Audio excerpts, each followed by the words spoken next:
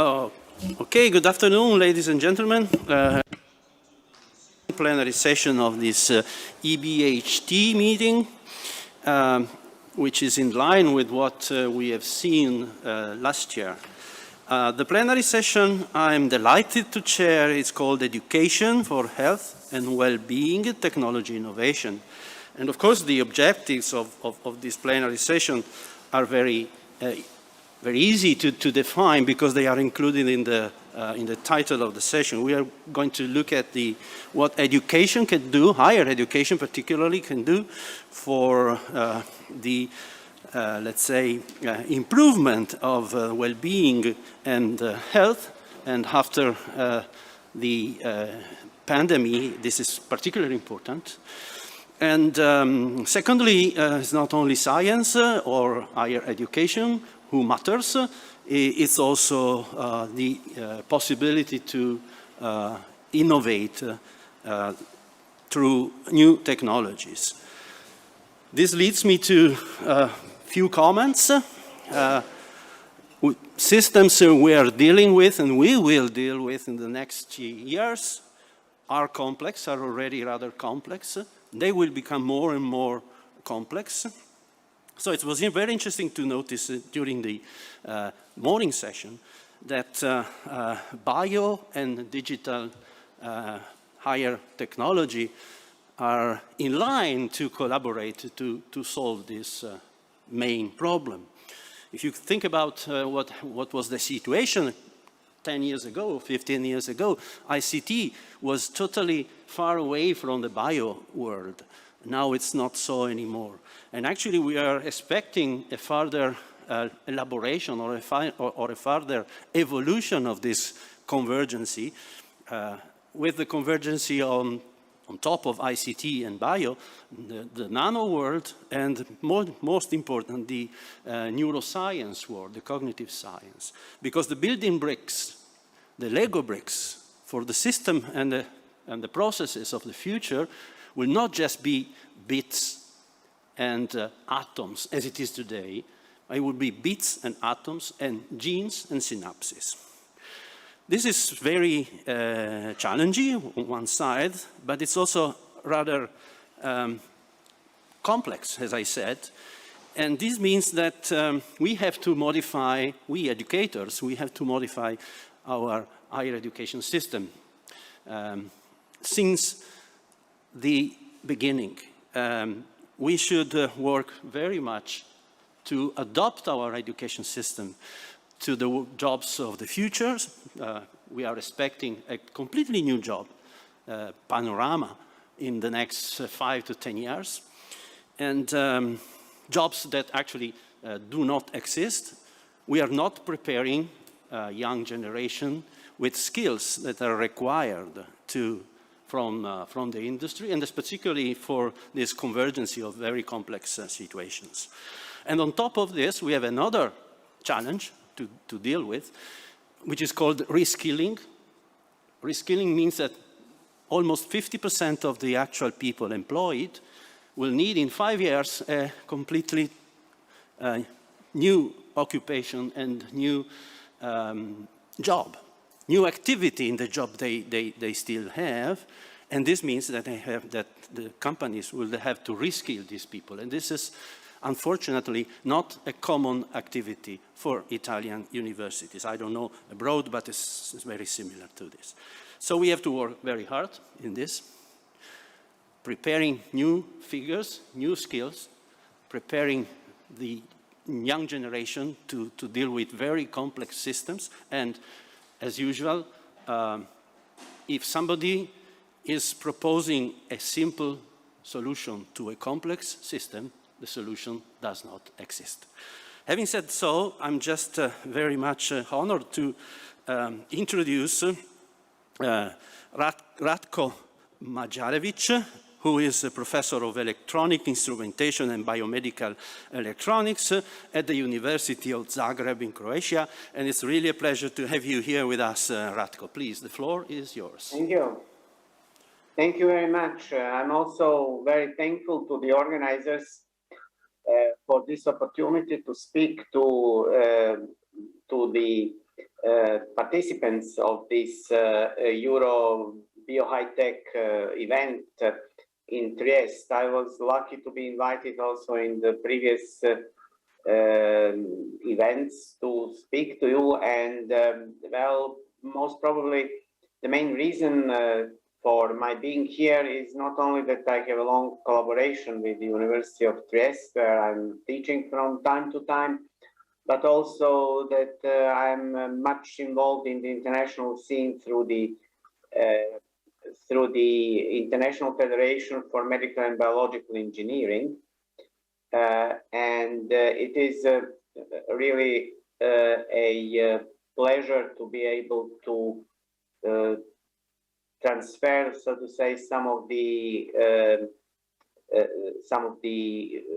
experience that I got in Europe and also in the world. So let me just see, how do I get this done? So I hope that you can see my slides now. So in my presentation. Yes, we do. Okay, very well. Thank you.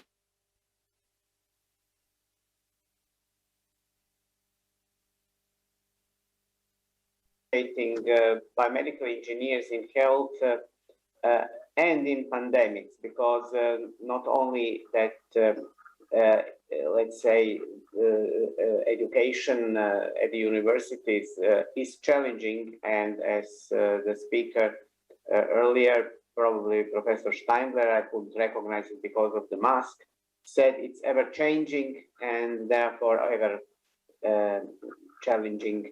So the situation with the pandemics changed something, put some new challenges, so I will try to touch that.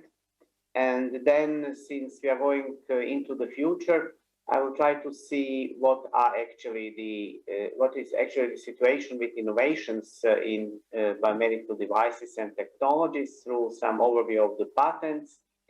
Then I will try to see some, let's say, challenges on biomedical engineering in terms of putting new products to the market. And finally, the issue of biomedical engineering, whether that is a good job, whether the students should or shouldn't be entering these courses.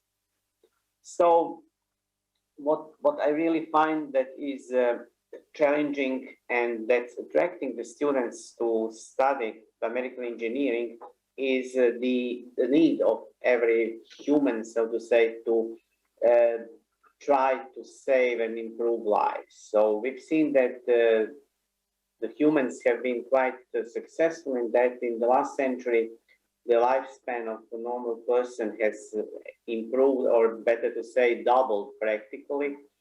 And well, we as biomedical engineers, I think that we may be proud because much of that is due to the development of the technology, especially after the World War II.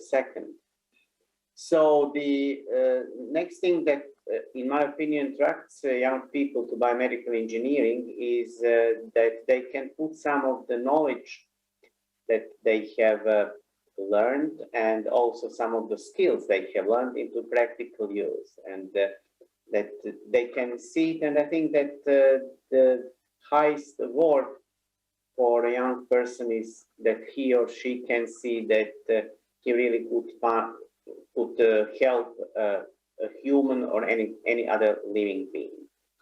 So the possibility of working with established scientists on scientific projects is also one of the advantages of biomedical engineering, because the whole biomedical engineering is having contact with people, with those who are might be patients or will become patients for sure at a certain point in their life. But I think that the problem with biomedical engineering is that practically you have to look at every patient as a separate case. And from the other side, biomedical engineers and engineers in general, they have to generalize the problems so that they can find universal solutions, and through these universal solutions, let's say, achieve some kind of mass production that is then reducing the prices of the products and making it available to the to people and to the patients.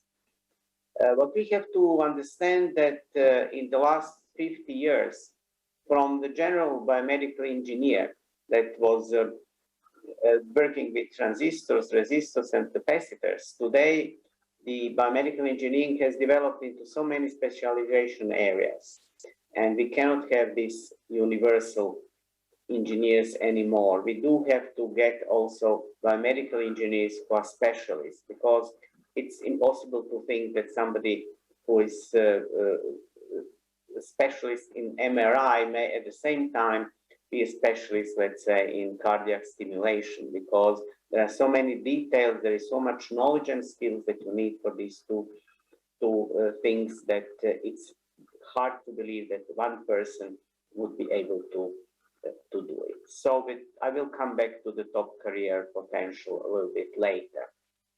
So the special challenge that we had in the last 2 years practically is how to teach biomedical engineering in the times of pandemics, because now we have this higher challenge for the whole world, and we have reduced possibilities of having contacts with our students, and generally it's much more difficult to have contacts with hospitals, patients, clinics, because of the need of isolation and so on. So for many of us, it was really a challenge how to organize laboratories and experimental work. And well, what is then the possibility how to actually exchange the way of communication with the students? So remote teaching, I think it's per se a problem, and it's very difficult to keep the concentration and the motivation of the students. So the motivation can really be only achieved by very, very close contact with the mentors. And then since we all have limited time, we also have tried to organize the learning communities for the students so that they may discuss per distance or in smaller groups also all these projects, and let's say some of the case studies that were put in front of them in order to learn something new and to make some to learn some new skills. So anyway, one of the things that I think is very useful and that we try to do here at the University of Zagreb is integrating of these issues of the pandemic into the coursework and across all biomedical engineering fields, let's say new ultrasound possibilities in detecting COVID in, let's say, pulmonary cases, and also, let's say, finding the best ways how to make new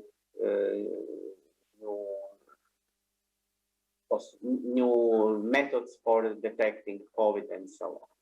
So what we know is that in biomedical engineering, especially because of the very, very strong regulation and protections of the patients in terms of safety, the time to market is longer than in, let's say, other industrial fields. Let's say we can compare it to electrical engineering, electronics, or mechanical engineering.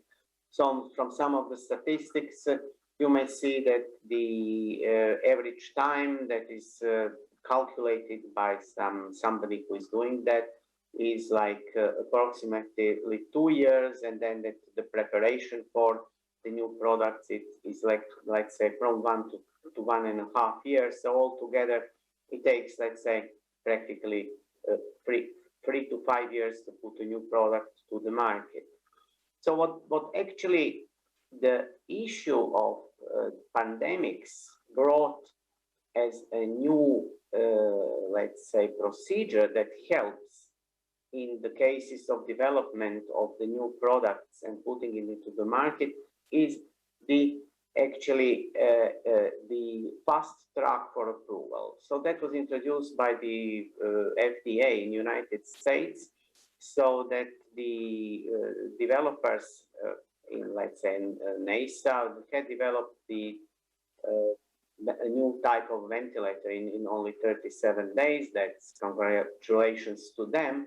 But they then put it into this fast track for putting it onto the market, because at that time, that was early in 20s, that means approximately 1 year ago, it was really necessary to get as many as possible of these products on the market.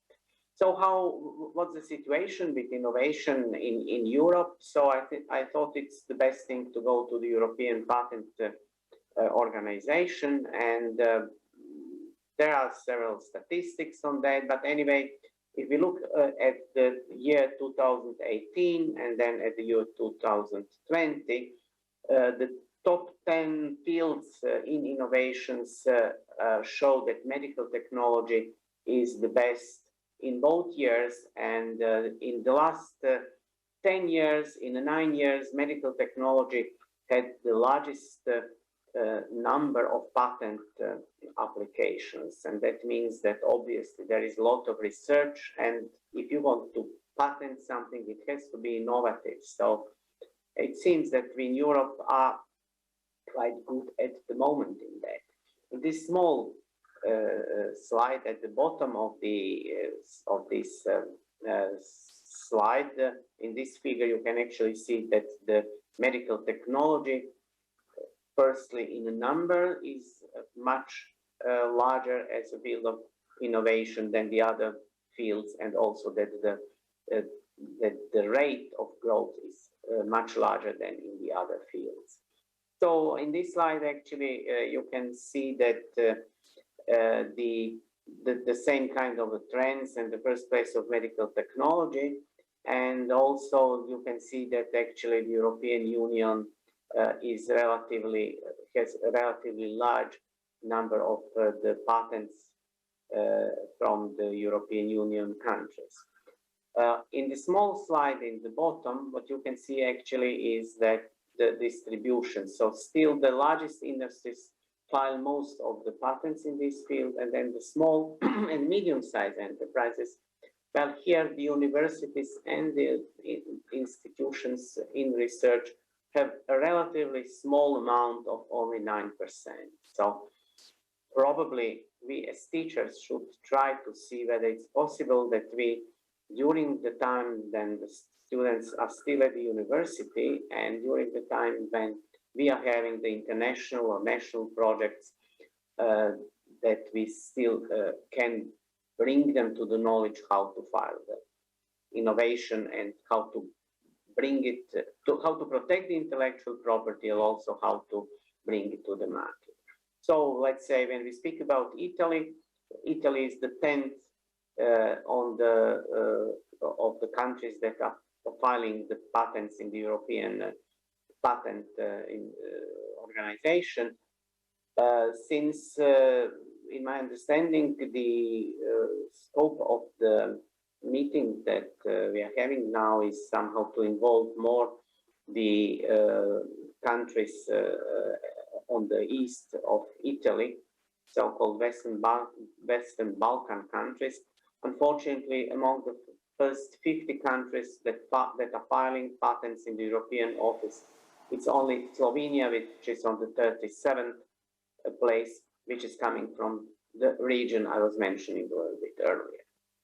Though researchers in Europe are quite successful. When you look at the European Inventor Award, that were given in the last 3 years, you can see that in the category of the research, all these 9 finalists that are mentioned in this slide are... Ratko, excuse me. Ratko. Yes? Yes, excuse me. Your time is almost over. Okay, it was 10 minutes. I would really much appreciate if you could just jump to the conclusions, please. Thank you very much. Sure. Okay. Very well. So, as I said, the most of these finalists are from biomedical engineering fields. So, The job opportunities, we also have some data from United States, and for 10 years in the field of engineering, biomedical engineering was the top one from all the jobs that were actually there on the list.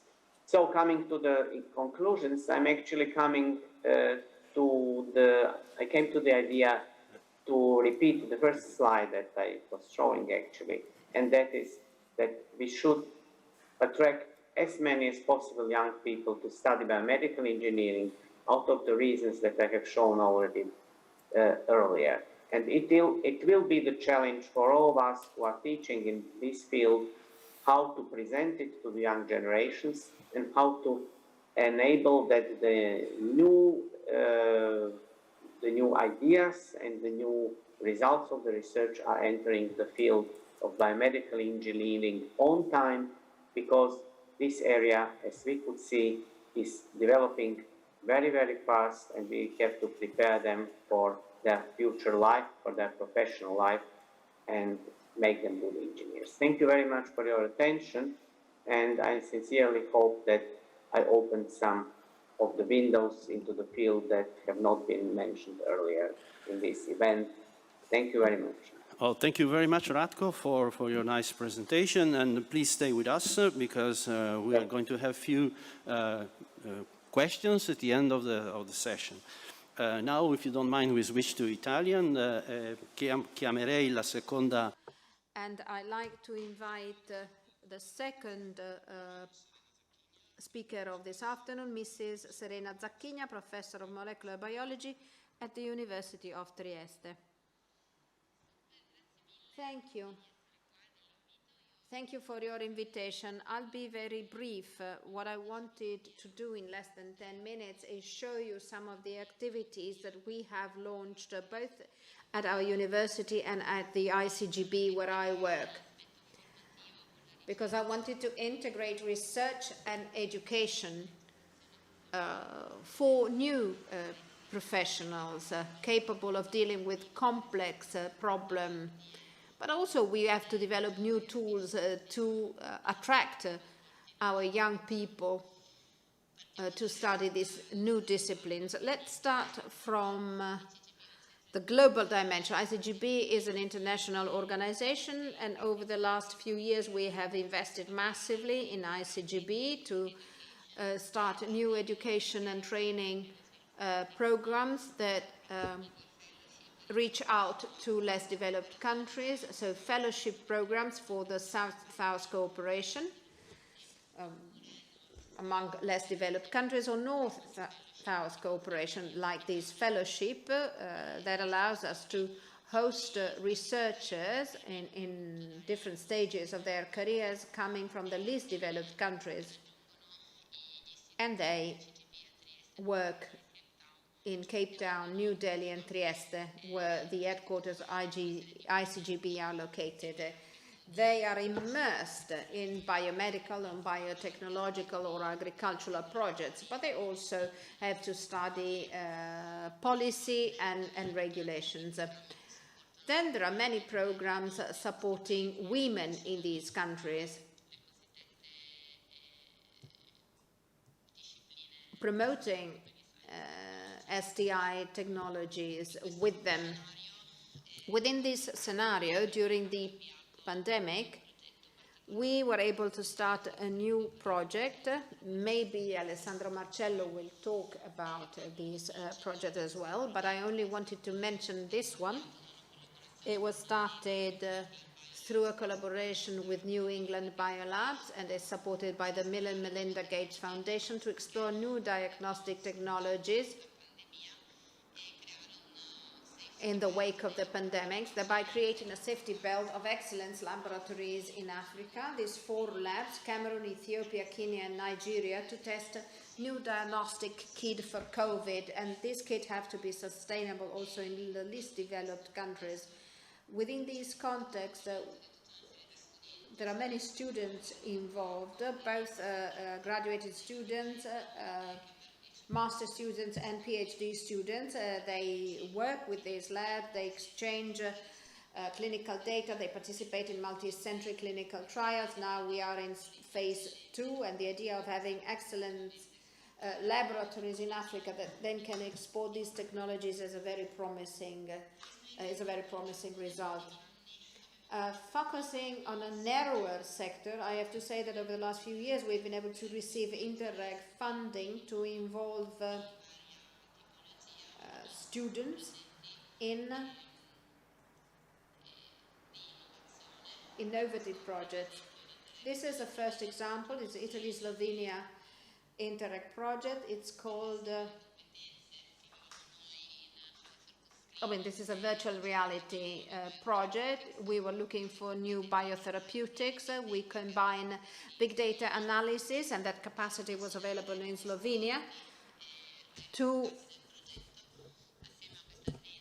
We worked together with the Slovenia company within this train project. They came to our labs, they shot a video of our experiments and turned it into a virtual reality project, so that now it really is clear what a high-through screening means, and we see also our data are elaborated through machine learning. You enter virtually into a computer, you understand what a decision tree is, and you also understand how the computer is working to analyze this data through virtual screening of new drugs and medications.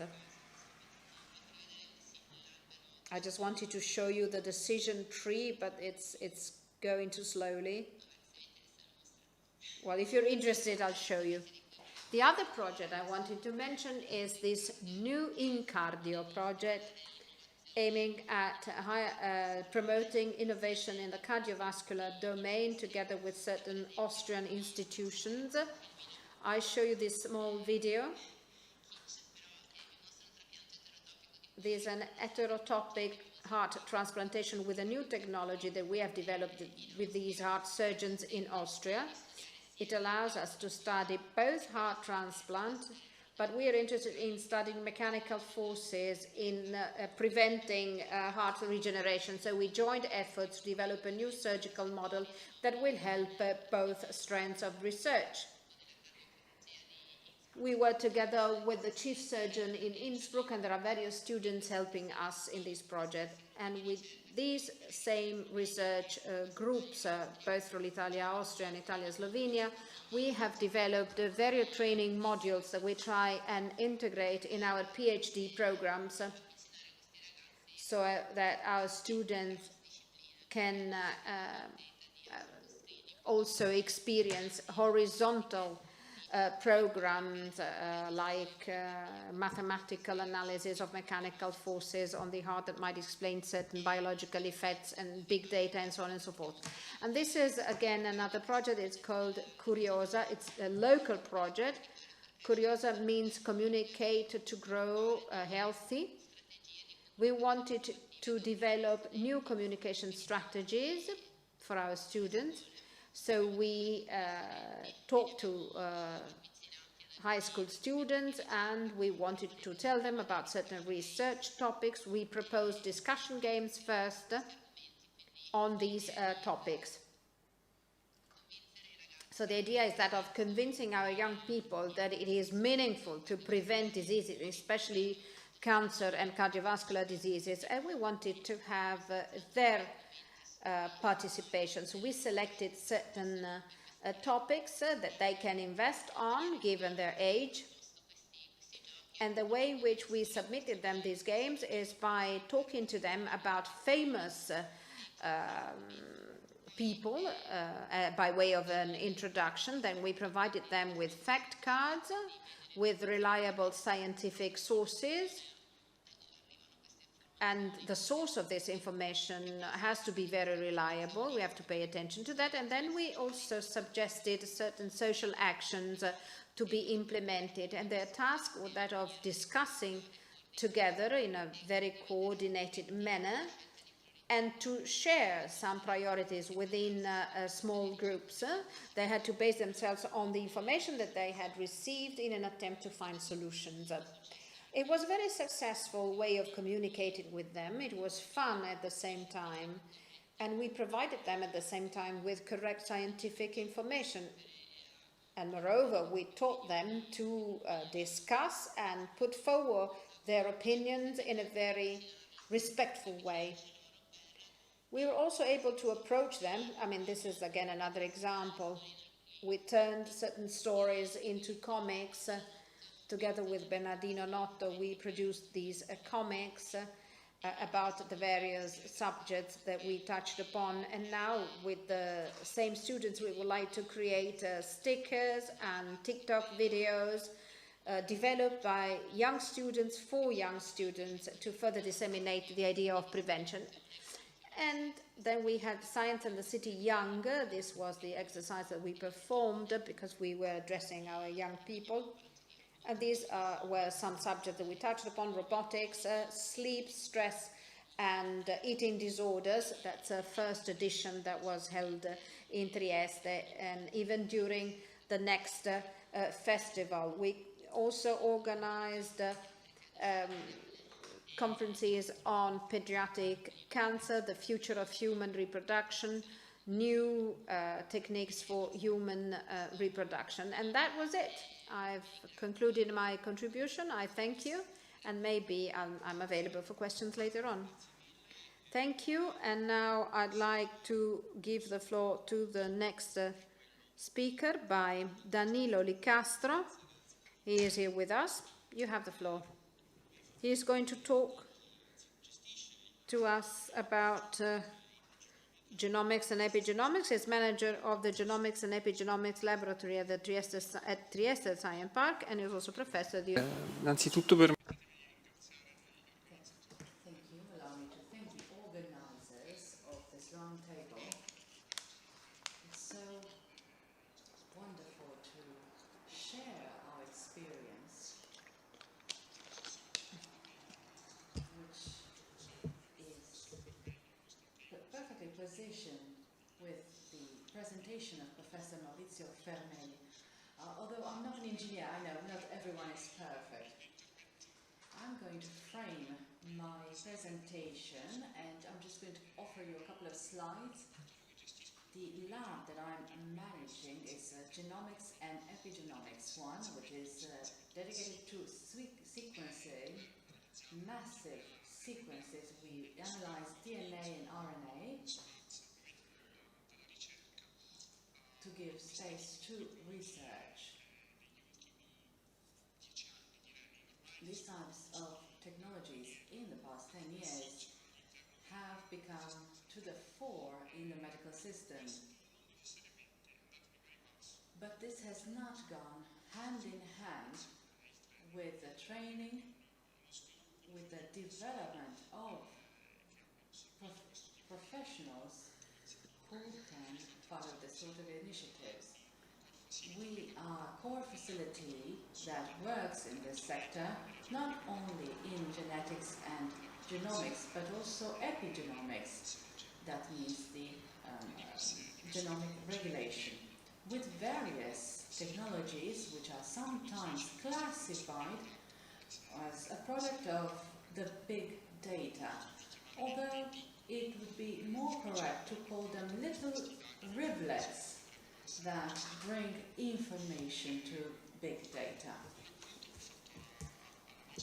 I'm going to mention the collaboration with the Trieste system, which was already mentioned. There are various institutions in Trieste with this potential, which are close, but they're not very close in real life. All the facilities that are within the city compared to the Basovita campus, where the Genomics and Epigenomics laboratory is situated, and the Parmigiano campus, where the main headquarters of the ICGED is. Despite all this, we had numerous projects financed by the region, which immediately led to a joint and relevant activity.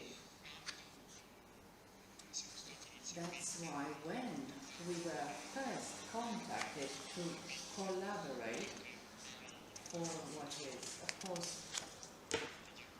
one of the core topics, COVID, even in our sector, the sharing of capacity and competence, because we don't have a common professional figure at the moment. On the one hand, from the hospital side, the person who takes the samples, to the people who can manage the facilities and can contain the virus, and us in the sequences of the virus genome. That is the reason, if you go to compare European public banks to who deposited the complete sequences of the genome in Italy, you're going to find our facilities amongst the 4 with the 6th sequence from Italy. That's because the first case on the 29th of February, it took us 1 week to have the culture and another week, bear in mind that there was no facility that had done this sort of sequencing beforehand, at least not in our region. And in 1 week, thanks to the cohesion and collaboration, we managed to submit the complete sequencing of SARS-CoV-2. But we didn't stop there. This sort of activity, collaboration, was useful on the studies for the treatment of people who were infected with COVID. So we had another collaboration with hospitals and the ICD in order to move from the research sector and to the health sector, we went ahead with this collaboration weekly. We were included, thanks to the collaboration with the hospital, in the reference labs at European level. We continued monitoring in the region the virus weekly, well before the arrival of versions of its variants, which allowed us to see how the variants were going. For example, the English one or the Brazilian one, we noticed how they moved in time with the sharing of the data with the hospitals. This activity went beyond our region through the collaboration with the ICGEB. We sequenced also for Iraq, for Ethiopia, the Dominican Republic, and even isolated cases in Moldova. But we also talked on specific treatments. We are happy to have collaborated with Professor in Tuscany in life science, where we verified, thanks to the Tuscan life science department, we sequenced viruses in culture with the help of people who are recovering from COVID, thanks to selective pressure. All of this allowed us to open up towards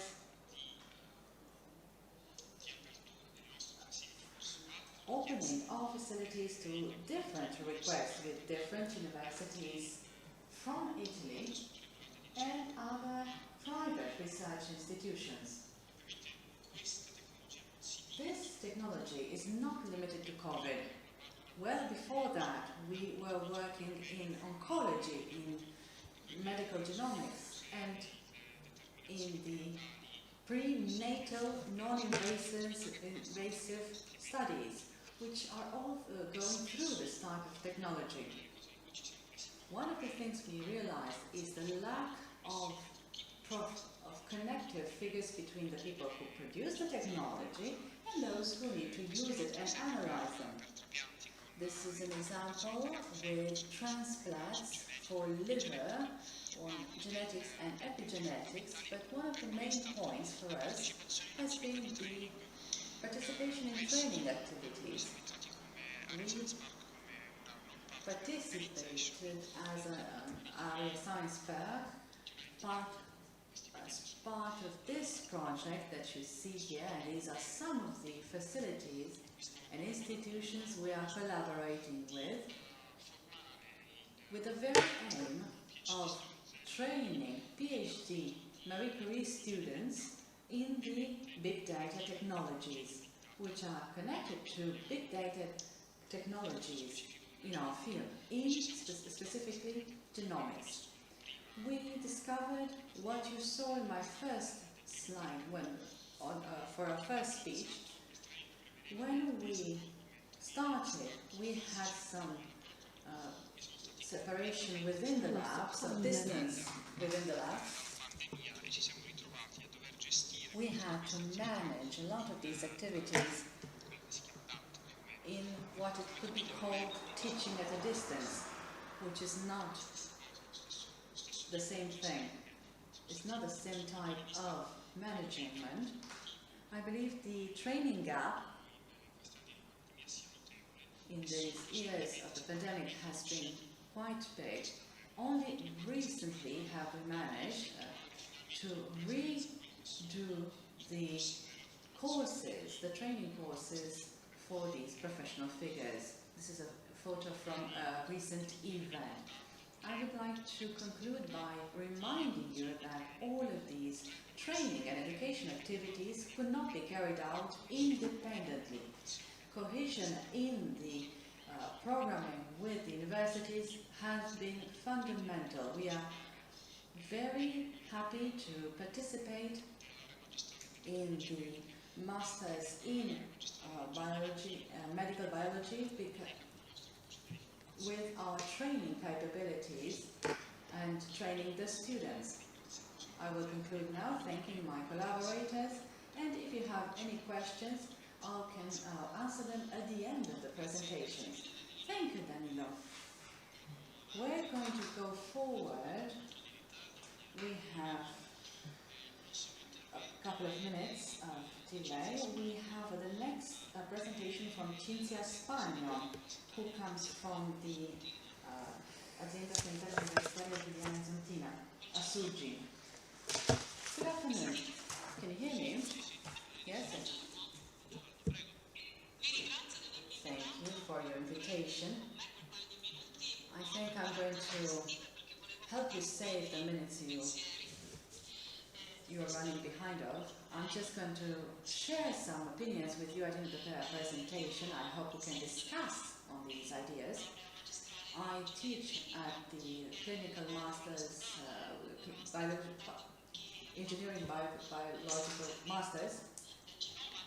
I work with a team that worked on the sequencing of the genome, and those of us who are at the forefront know all the difficulties that a young engineer needs to face when entering the job market. So I believe that training should always be directed at giving young engineers the possibility to enter the job market without too much suffering. I always think with my collaborators that it's becoming more of a challenge every year. Clearly, training has to start with technical details. An engineer cannot be called an engineer unless he or she has the technical ground. But when we go to the specialized part, which is clinical engineering, biological engineering, there are so many items to learn. Historically, in order to become a clinical engineer, the syllabus was very hard for students. Learning all the technique that is behind the thousands of technologies that exist in a highly specialized hospital is very tough work. But it's oriented towards the safety of the operator and the patient, safety which have been studied since the beginning because they're essential. Recently, we have started IT and communication because it's everywhere. We realize that the safety which comes hand in hand with the privacy in a hospital has been concentrated on a series of threats that didn't used to exist. We keep reading in newspapers how the health sector is under attack. We need to give the operators the instruments to be able to face such a complex system. All the attacks that come from the outside, I can assure you it's quite difficult when we talk about IT systems, and it's even more so when we talk about medical devices or electronic machinery and equipment. What has this pandemic taught us? Taught us that an engineer in a hospital continues to be an engineer. I keep saying this with my collaborators. There's a reason why we call it the engineerization of processes. The mental capacity that an engineer can bring to a team is that of helping to organize activities where there's always a technical aspect in an optimal way. So training has to be very strong in this aspect. We talk about big data, artificial intelligence, blockchain. They are entering the health sector overwhelmingly. That we need to train our students in these fields too. More hours of study are necessary than those that we can provide in a degree course.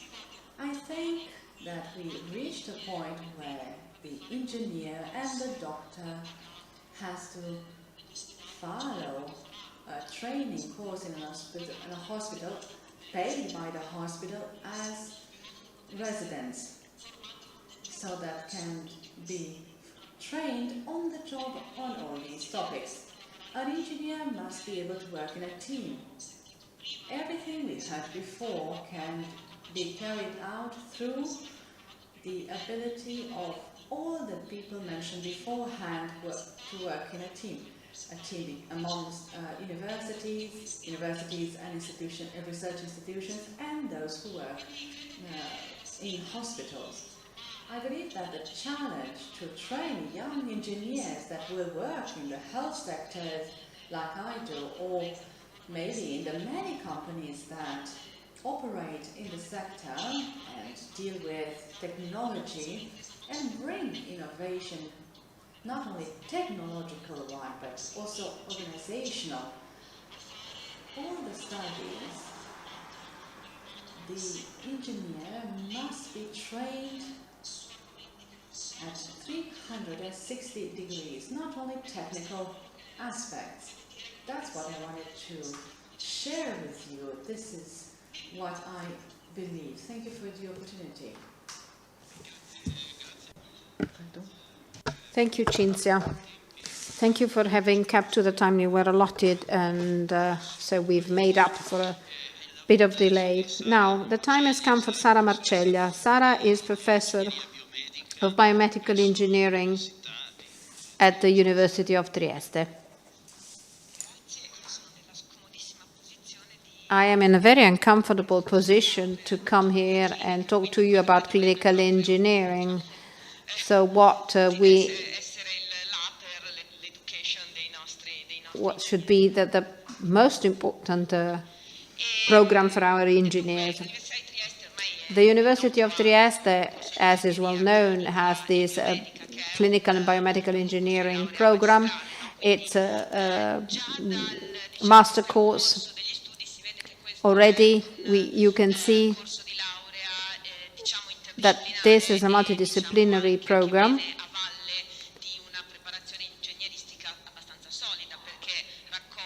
and students can enroll, provided that they come from bachelor degree of electronic and information technologies, but also industrial engineering. So clinical and biomedical engineering is an applied program, and it's multidisciplinary. The biomedical program that was introduced just followed in the wake of innovation. By tradition, the program was clinical engineering only, whereas biomedical engineering came indeed as a response to the request for training of specifically trained engineers in the field of the biotech.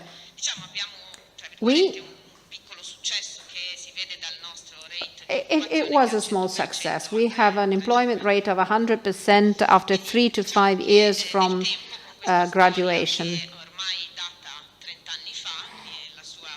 We are celebrating the 30th birthday of this program, and we have been trying to integrate innovation in our program. The first master course in clinical engineering dates back to 1991-1992. That was the first academic year. To this year, we should celebrate, we celebrate our 30th birthday. Unfortunately, we can't go back in time. A long evolution followed from that school, which was then closed down. We moved on with higher education and master courses, and then they turned into master courses, first with the support of other universities, and then autonomously within our own university. Now, you can sing happy birthday if you wish. We have been trying over time to innovate the program of the course. Indeed, we change our program each year slightly.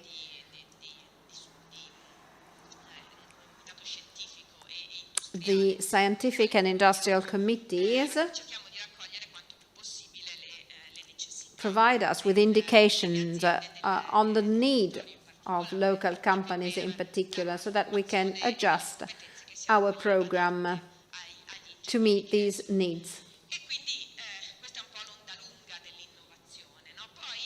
But then, since we are 30 years old, from the first graduation ceremonies in presence, we've moved to graduation remotely. And my face really tells you a lot. 2.5 years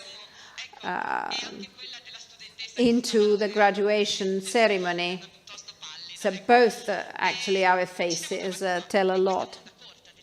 And this is the result of innovation as well. We were to face the pandemic, and that was a solution that we found. So in terms of students who enrolled in our program, COVID did not have a major impact. Now the whole program is being taught here in Trieste. We've introduced a biomedical program. There has been a considerable increase in the number of students, more or less constant over the years. And we have succeeded in graduating an increasing number of students, and quite on time. So the pandemic did not impact on us negatively. However, there has been an impact on the training side of the job. In 2020, which is the year of publications, there was a real explosion of papers at international level, even in the field of biomedicine, and this is education in biomedical engineering. In 2020, you see the peak, which is seen all through the various scientific domains in the world, because the whole world had to train biomedical engineers. in time of the pandemic. Different solutions were suggested. We all started training and teaching remotely. How can we monitor whether our students enjoy our courses or not? That was a problem. Or how can we organize hands-on courses in the labs? Someone suggested that we might use certain technologies so that rather than experimenting with an ultrasound machine, we could use a bracelet or a telephone and organize labs that way. Someone was able to exploit previous experiences. What did we do? Well, we initially organized master courses, and student workers could participate in them as well. So there was distant learning as well. So we moved to teams, but at least for the easiest part of the programs, there was no major impact. The major impact, as you've heard, had to do with the laboratories, internships, experimental dissertations that are critical for biomedical engineers, because being in the field, touching the instruments, understanding the richness of a lab or a hospital and put everything into practice is, well, that is necessary for a dissertation, but it was difficult to achieve. It was much more difficult to achieve.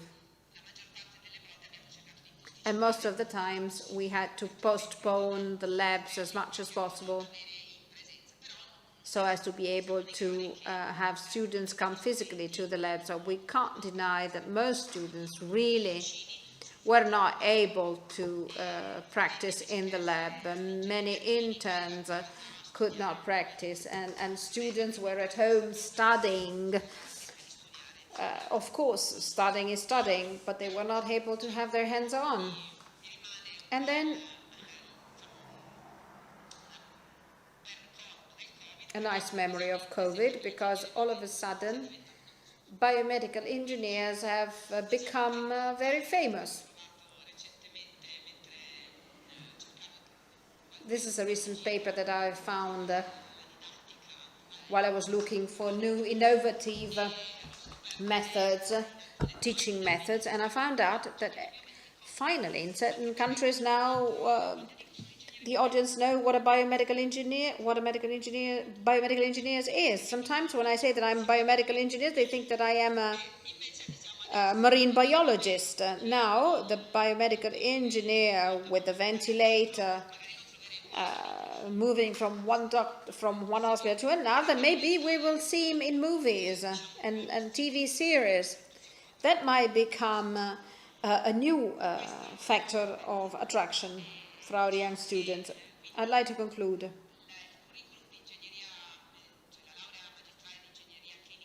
The master course in clinical and biomedical engineering tries to train bioengineers that are necessary for all the applications that we've seen so far, with certain limitations having to do with the fact that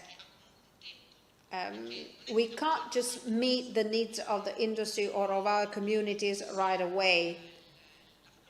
We can't just change and adjust our curricula all of a sudden. We are planning now what's going to take place in 2 years, so there is always a certain delay.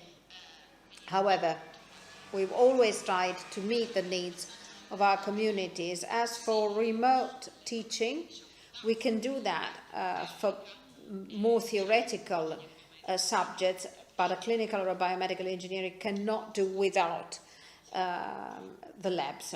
Thank you. Thank you, Sara. Thank you for reminding us that it is changing curricula in our university is not that easy. So even if you have requests, we need at least 3 to 4 years before we succeed. And what we don't have now is time. Time is what we are missing. Next speaker, Renato Padovani, is here. I see him in the audience. It's a pleasure to see you.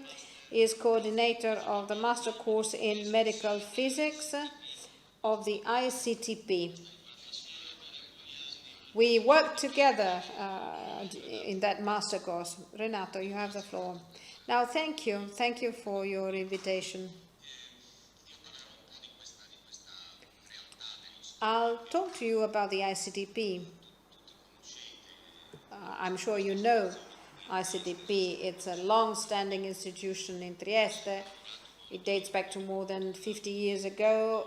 It deals with theoretical physics and mathematics, but there is a small niche dealing with medical physics, especially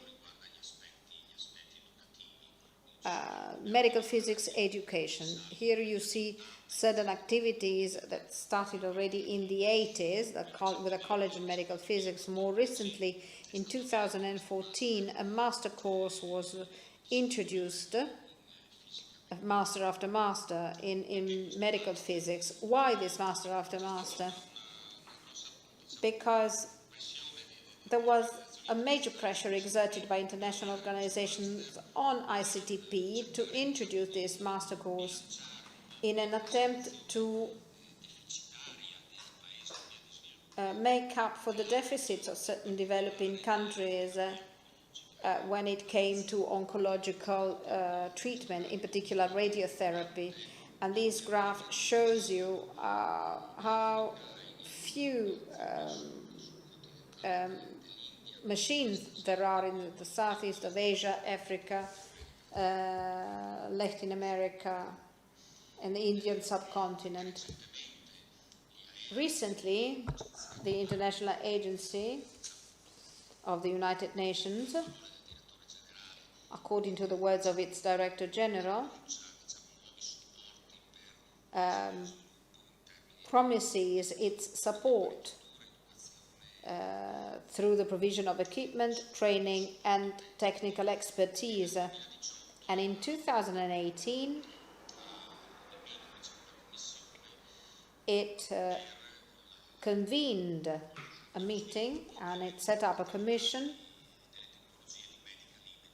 to provide data and guidance to catalyze sustainable improvement in medical imaging, especially in developing countries. As for medical physics and medical physicists, Lancet, in a paper of a few years ago, predicted that the number would increase by a rate of 3, especially in the field of radiotherapy and advanced imaging. And this increase in the demand is to be found also in developing countries. Why this master after master in Trieste? Because we have such a mandate, being an agency of the United Nations, because in Trieste we have a research group at the University of Trieste on medical physics, because in Italy we have a large community of medical physics with more than 1,000 members, and also because this program was supported by many organisms, among which IAEA, that provides for many grants. It's a 2 years master after master course. The first year is organized as a traditional university program with traditional medical physics subjects, with quite a high number of professors coming from different domains, from the academia, but also from hospitals. And the second year is devoted to clinical training. We have established connections with 25 Italian university oncology hospitals in central and northern Italy. We started having also connections with eastern countries, but there are unsurmountable administrative difficulties. We have more or less 100 clinical medical physicists involved, contributing to this educational effort. As of today, we have trained or are training almost 180 students, coming mainly from African countries, around 70 countries, especially countries which lack programs and curricula in medical physics. There is a very marked demand, we've seen it over the last 9 years, for this program, more or less 9,000 demands, applications. How can we keep this program updated to answer, to meet the needs of the various countries? Because they have different needs. These countries sometimes are faring quite well, others much less so. This is a survey that conducted last year on radiotherapy by using our students, our graduates working in these countries. So this survey is not a picture of those countries, but only of those centers where our graduates are working. And already in the first graph, you see that for palliative radiotherapy in Africa, you have almost 40% of palliation with radiotherapy.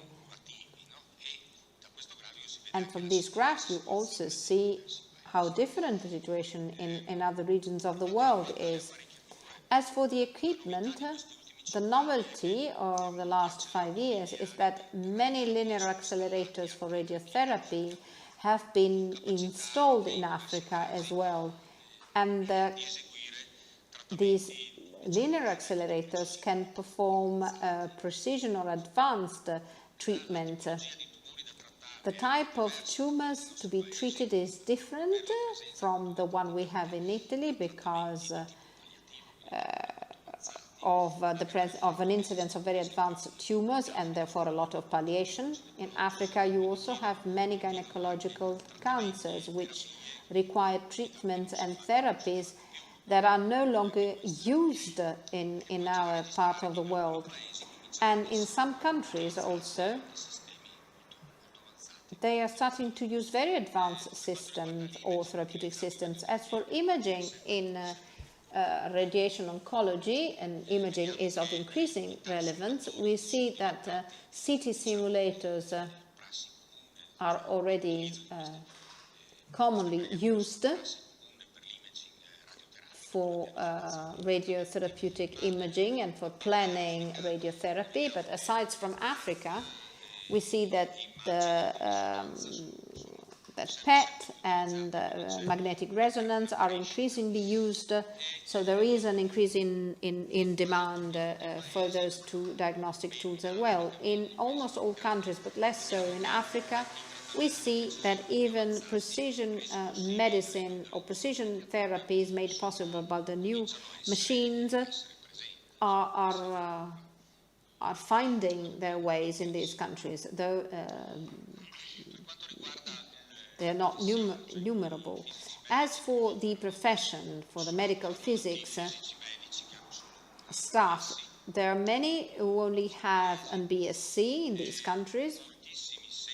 Many don't have clinical training, so you can imagine that the quality of their performance is not certainly top quality, but we see that our graduates are providing a lot of training, and they are reference points for medical physicists in these countries, and they disseminate the culture of medical physics. As for updating our program, we have introduced radiobiology because of hyperfractionation and other types of treatment. We've introduced new dosing protocols, stereotactic techniques, quality assurance in treatment, Monte Carlo simulations, also very important, IT applied to radiotherapy for the data and transmission among different facilities. We use also, given that we have to combine different imaging techniques, we also use deformable image registration, and all these elements have been gradually added as an update of our program. And this is mirrored also by the clinical training program attended by our students in their second year. Thank you. Thank you, Renato. Thank you very much for your presentation and for having talked about this beautiful initiative. I've seen Luca Bortolussi here in the room. Please, you have the floor. He is Associate Professor of Computer Science. He works in the field of data analytics and artificial intelligence. You have the floor. Non sarebbe... Okay.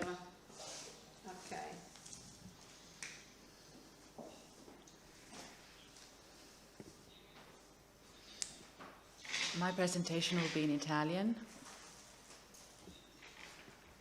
Anche inglese, se. First of all, thank you for the invitation.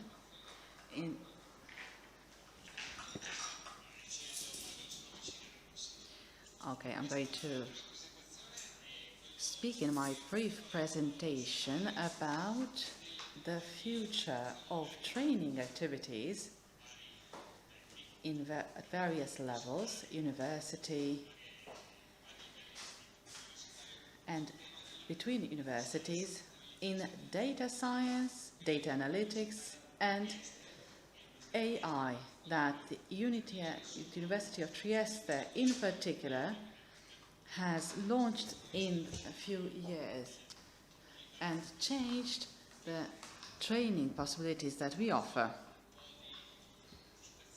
We'll start with a few quotes. The first is that we are living in a world that changes extraordinarily fast, and basically all our structure and our education needs to keep the pace. It's not easy. Universities are not exactly an entity that is known for its speed of adaptation, but universities too, from the point of view of training, needs to update. So a bit of history, framing the historical context. Everything was created a few years ago in a master's in high performance computing from CISA and ICTP, from which, thanks to which, in 2017 we had a master's between universities Trieste and Udine and CISA and ICTP as partners from day one. And we had more partners from the research environment and from industry. The Institution of Astrophysics, for example, and various other institutions. So, a master's, 2 years, focused on data science, and quite an attractiveness on national and international level. In the last 2 or 3 years, a series of initiatives were added and designed. Last year, we studied a BSc in artificial intelligence and data analytics, which is unique in Italy, although it is an IT degree, which is very focused on machine learning and data science techniques. And this year, in November, a PhD in applied data science and artificial intelligence that closes the circle of training that the University of Trieste provides, something that starts with a BSc, with a master's in science and a PhD, which is connected to applications and the connection with the companies and society. This itinerary in artificial intelligence from a BSc to a PhD is unique to my knowledge in Italy. So we are at the forefront to produce this sort of itinerary that it's interfacing data science and AI. What do we teach? A couple of ideas.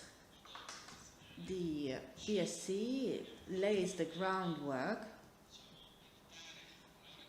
We don't want to have too specialized BSc because 3 years are not enough to provide professionals to work in this field and adapt to changes.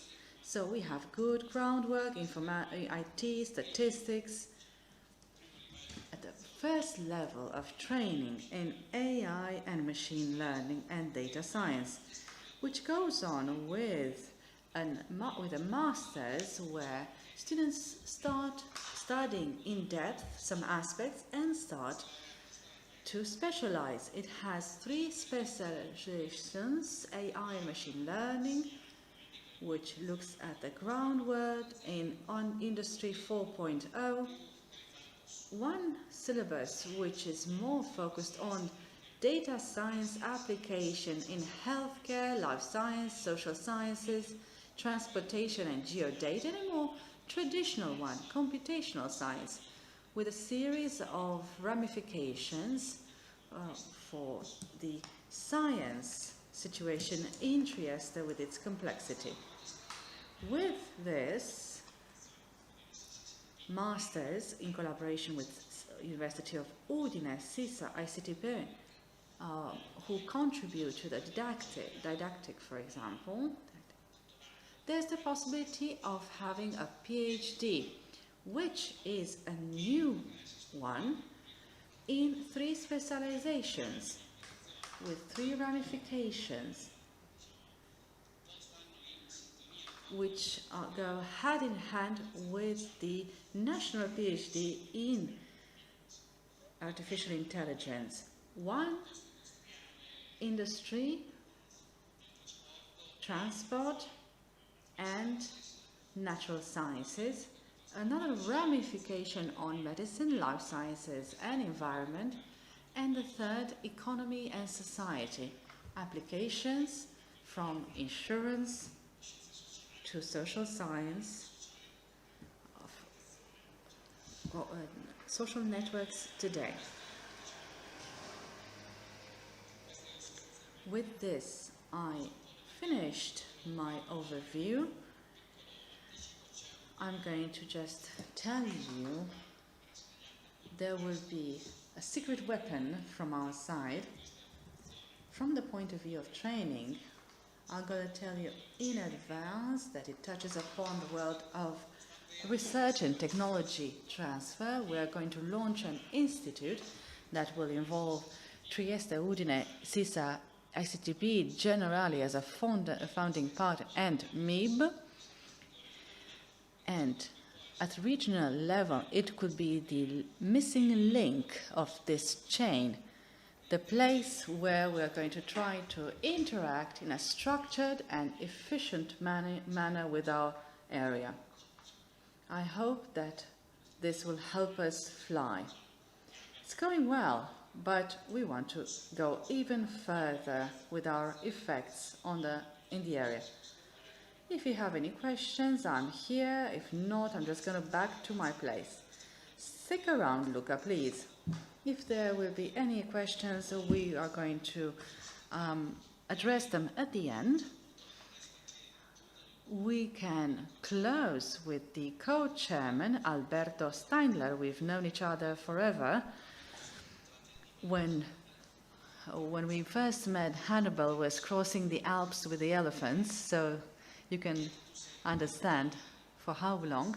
You are ITS coordinator. Can you tell us something about it?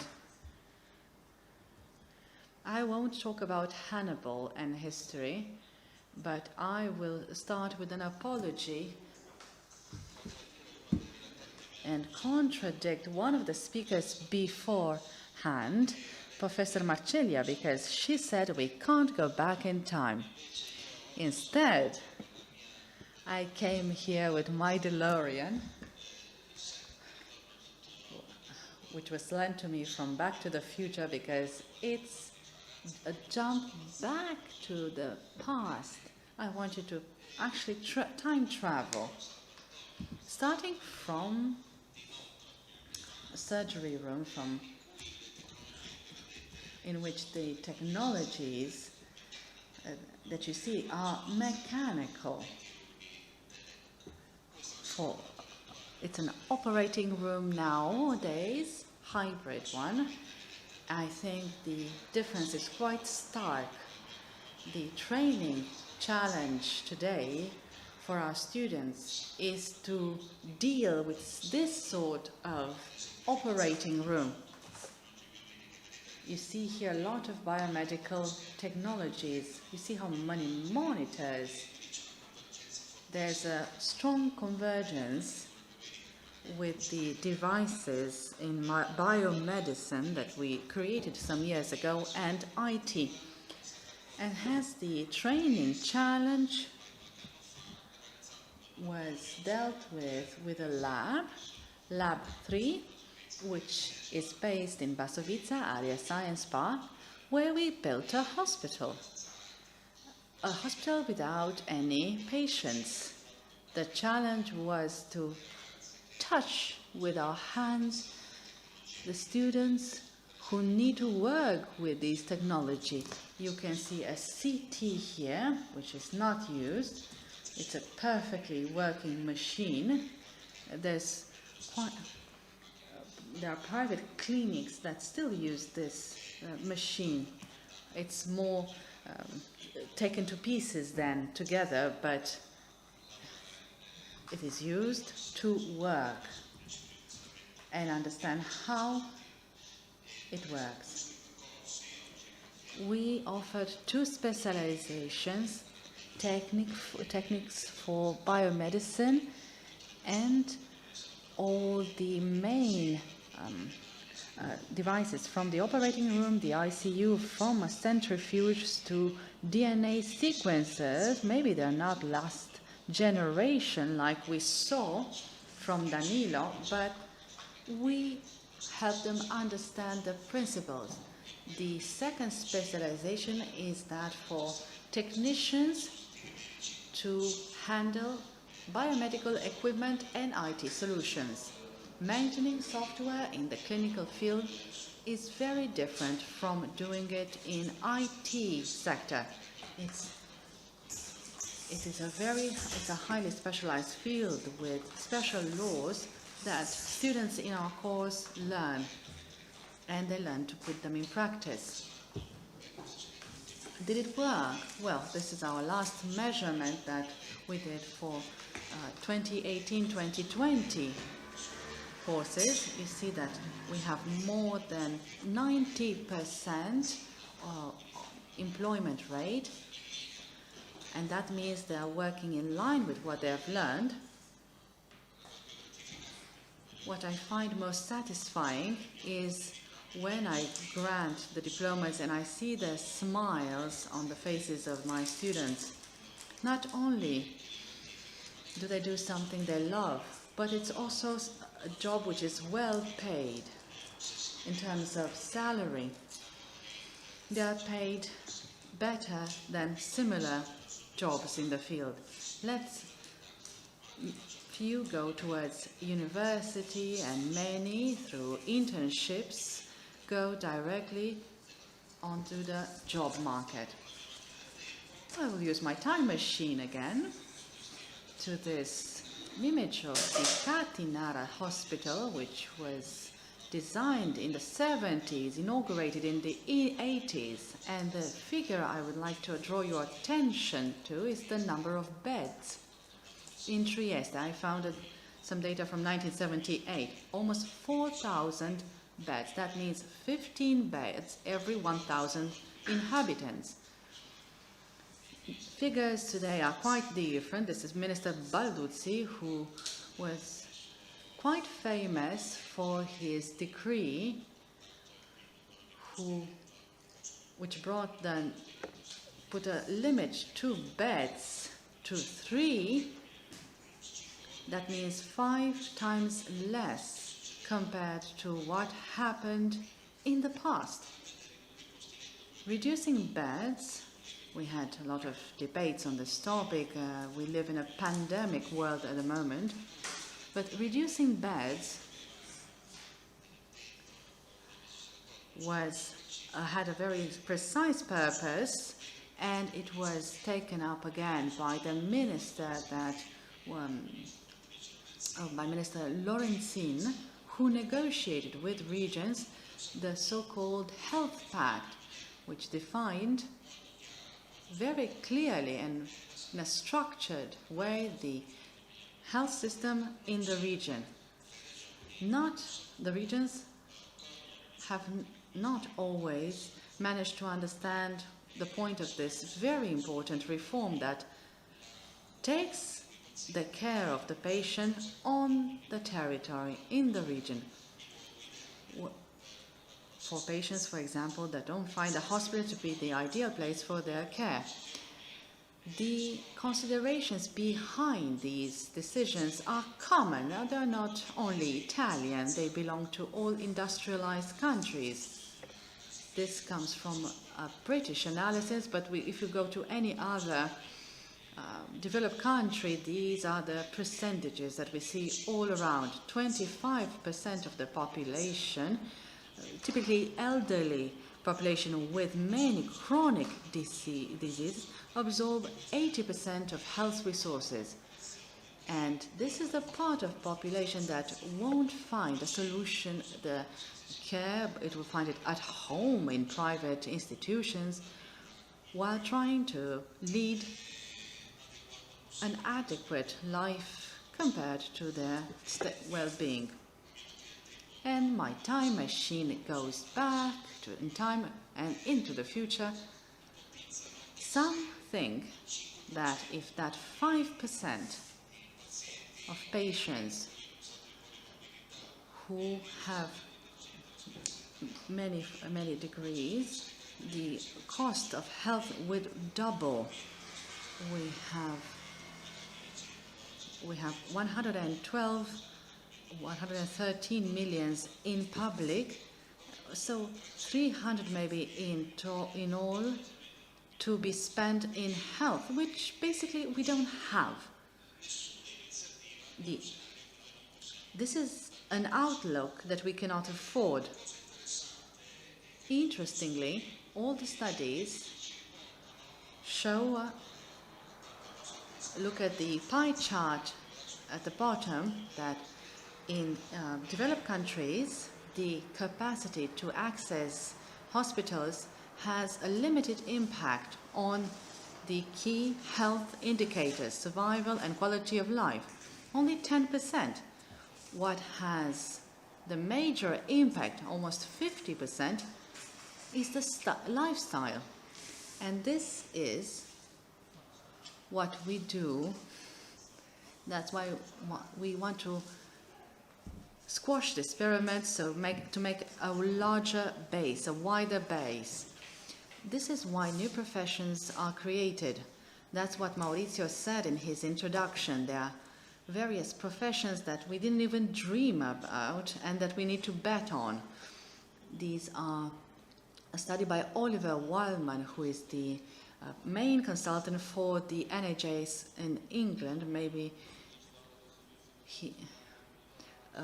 home assistance, coaching, convenience, cleaning, which is basically a center in the greatest supermarkets or department stores. That there was an attempt at legal level, but they were sunk as an initiative. So there are a series of initiatives to a reactive type of health which reacts to how you're feeling, to initiative health, which participates and takes care of healthy people, trying to keep them healthy as long as possible. Quickly, we dealt with these topics. We had 6 two-year courses, TIB, TAB, and 2 on home assistance and home technology. It has been slightly less successful because maybe we were too ahead of our times. Maybe regions haven't yet started with the same speed on this type of activity on the territory. We had almost 30,000 hours practical level. We managed to keep the school open also in the COVID period, following an exemption from the government, except for a very small period. We have trainerships, which are extraordinarily important. 242 students have graduated with 160 teachers who are mainly from the industry, who come from very specific fields. We have more than 70% of specialized teachers. We have 352 pupils who have gone through this syllabus. It was all possible thanks to a great number of partners, 27, together with contribution from the Ministry of Education and FSC through the Friuli Venezia Giulia region. They are all partners who have cooperated not only financially but also practically, especially within the technical and scientific community, and I must add, very, very quickly, we need to change with dynamism our syllabus and program. Alberto, thank you. You really showed us that we are slow in adapting to society's change, even during COVID. Well, my task now is to summarize, and I will do this briefly because I tried to group the various presentations. It would be, instead of doing summary per presentation, I'll try to look at the leitmotif of the whole session. I'll start from Ratko Magjarević, who spoke about the importance of the biomedical engineer that was shared by our other speakers, and lastly by Alberto, underlying the relation. From you, because you actually stressed the importance of the biomedical engineering and the relationship that exists between science and practice. And I think that you stressed very clearly that it is really necessary to concentrate on the human relationships, which is very, very difficult, in particular in this sector. And you actually have the same feeling that I have with regards to the formation at distance, what we in Italy call DAD, which is very close to a disaster, in my opinion. But what's important from your presentation, in my opinion, is that the time to market is going down. And this is actually the truth. From months or years or several years, we just jumped down to lower number of years and lower number of months, both for regulatory and both for the development of the new processes. And I think we have to take this very much into account. Last but surely not least, you said something that many other people repeated, that the importance to, let's say, convey this possibility of occupation to young people, because there's no problem in occupation for biomedical engineers all over the world. Let me just switch to Italian now. Thank you very much, Ratko, for this very nice Cinzia Spagno, poi Cinzia Spagno went on with the training of clinical engineer and biomedical engineer, and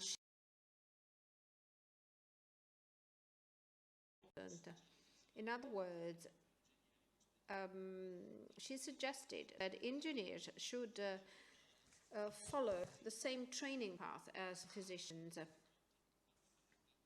And especially she highlighted that engineers have to work in a team. Engineers are no longer nerds working in a cellar to develop the apple, with all due respect. And then Sara took the floor, Sara Marceglia. She told us about the curricula of clinical and biomedical engineering in Trieste. It is a program that answers and meets the needs of companies, and 100% employment rate. That's in this sense she confirmed what Ratko was saying. 30 years of clinical engineering, you didn't want to travel in time, but Alberto did it for you. And with you, we discussed the topic of distance learning. We survived, let's say, but it's students who have succumbed. They really suffered a lot, as you said. The labs and experimental dissertations, they were totally useless, ineffective. And we hope for the pandemic to be over very soon, so that we can go back doing what we can do best, but otherwise we would have to find really innovative solutions.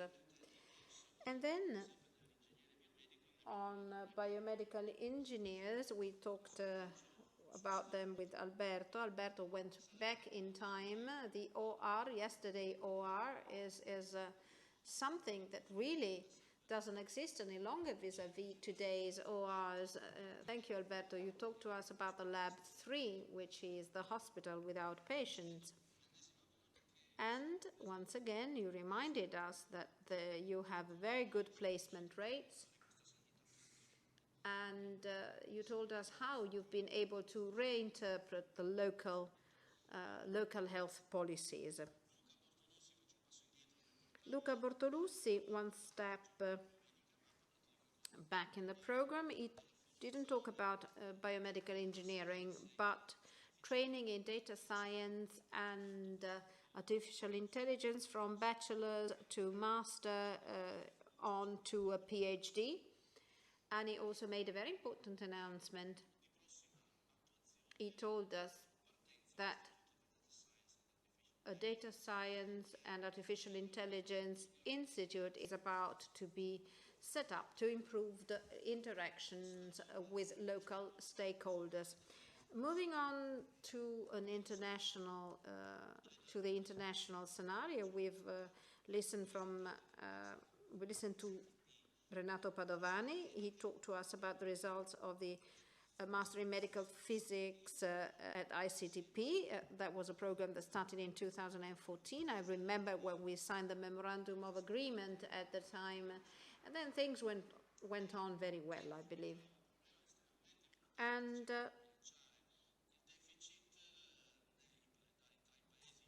he was telling us how deficit in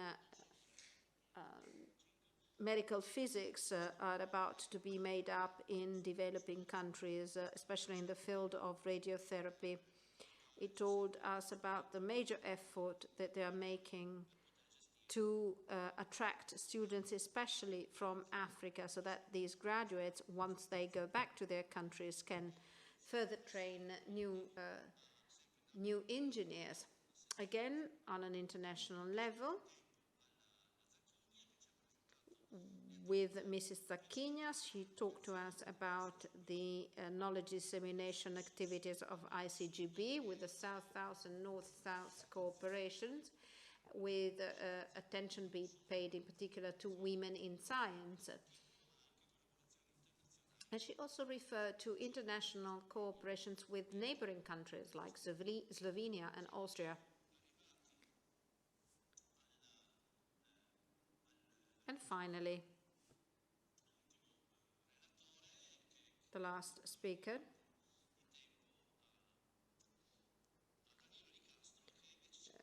Danilo Licastro, and he talked to us about science, actually. This is why I've left him at the end of my list, because he reminded us of the importance of the genome sequencing that you have done and are doing at the Argo lab in Area Science Park. This is a reference lab in Europe now, especially when it comes to tracing variants and mutations. Not just COVID, but also cancer, but also multiple sclerosis, transplants. Very interesting what you're doing. Not just science, mainly science, but training as well, which shows that science and higher education must be deeply interconnected. You can't have higher education without science, but you can't have science without transformation. I think I've summarized, I hope exhaustively, the presentations of this session. As for future perspectives, I give the floor to my co-chair. Now, there are many perspective studies that were mentioned today, but I'll try and group them together, at least in two macro areas. We've heard a lot about distant learning with a negative connotation, but if we want to combine distant learning with this a broader vision that moves from our local realities and opens up to global training, in other words, our local excellence that can open up to the world, then distant learning, with all the problems that it brings with it and the toolkit that we have, well, then distant learning can become very useful to provide training where training is difficult, especially in presence. But Cinzia Spagno reminded us that we have a problem, which is that of safety. The lab that we're going to build, a horizontal lab with distant learning, organization of training, and instruments that can handle telecommunications safely, that lab could be a way more for the academia to open up to the industrial world. Companies nowadays have to find the best solutions to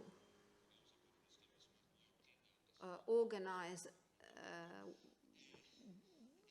home working, and certainly the academia once more will be able to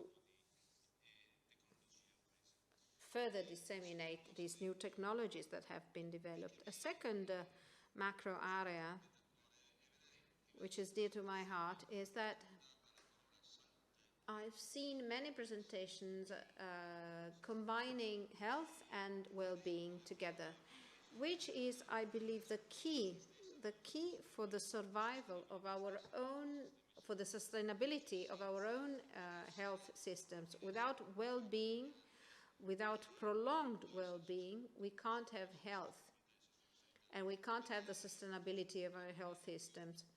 And I think that this combination, this association, has emerged in many different presentations. I think this is one of the most important perspectives that were mentioned today. And one last thing, I'm referring to biomedical engineers in movies and TV series. In this region, we have a film commission, a regional film commission, attracting many movie producers and famous directors. And when they have to shoot movies in a hospital, they found it very difficult. Now, Lab 3 became a movie set. There were already 3 films shot there. One episode, I think, even for advertisement for Generali, insurance company, and our students have become actors. Now, I'd like to close the session here. I wish to invite all of you to participate in the next session that will be held at 4:15, just time for one coffee. Or otherwise, you can go down to the first floor with the product and services presentation. I wish to thank the chair, the co-chair, and all the speakers. Thank you so much.